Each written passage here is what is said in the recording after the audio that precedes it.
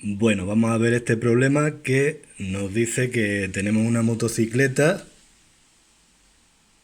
eso va a ser la motocicleta, que da vueltas a un circuito circular de radio 50 metros. Y nos dice el enunciado que el movimiento pues lo podemos dividir en tres fases. En la primera es un MCUA porque tiene aceleración angular, ahí tenéis los datos. Como parte del reposo, pues la velocidad angular inicial es cero y os dice que llega a una velocidad angular de 2 radianes por segundo. En la segunda parte,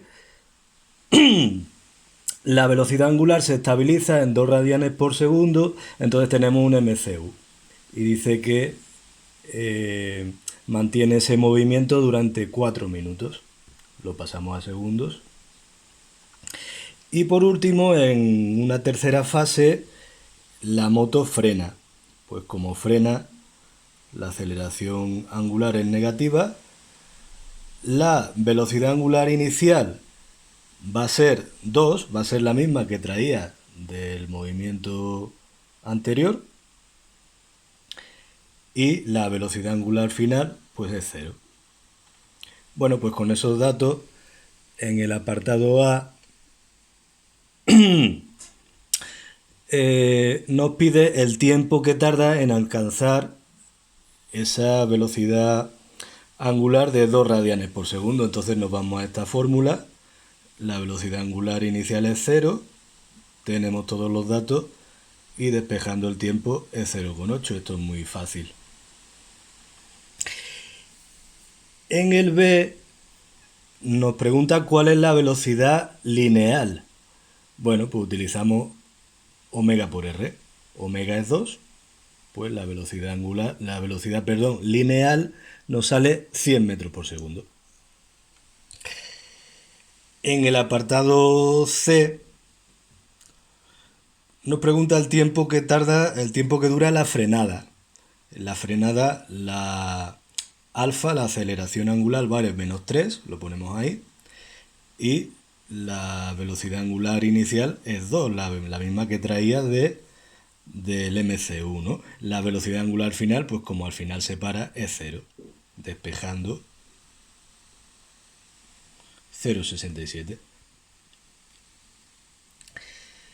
En el D nos pide aceleración tangencial, tanto en la fase 1 como en la 3. Aquí hay un fallo. Ahí donde dice 2, tendría que decir fase 3. Utilizamos alfa por R. En la fase 1 nos sale 125 metros por segundo cuadrado. Y en la fase 2 nos sale negativa porque va frenando menos 150. Esto lo podríamos haber hecho de otra manera. Podríamos haber utilizado esto de aquí, que es la otra fórmula que viene en los apuntes. La variación de V la tenemos porque la final es 100, que la calculamos aquí, y la inicial, estoy en la fase 1 del movimiento, pues era 0.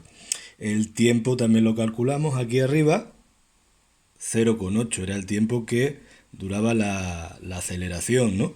Entonces, la aceleración tangencial pues me sale con esta fórmula 125 metros por segundo cuadrado, igual que con esta. ¿Mm? Bueno, lo podéis hacer de las dos formas. En el apartado E nos pregunta si en la fase 2 tiene aceleración tangencial.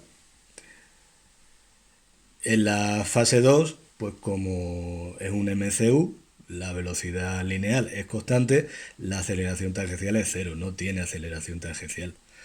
Sí que tiene aceleración normal, porque va cambiando, la velocidad no cambia en módulo, pero cambia en dirección. Entonces tiene aceleración normal, como nos explica en los apuntes, y vale eso de ahí, v cuadrado partido por r, y eso sale 200. Y por último, en el apartado F, nos pide las vueltas que da, las vueltas totales que la moto da al circuito. para calcular las vueltas, pues tengo que calcular el ángulo barrido por la moto, ¿no?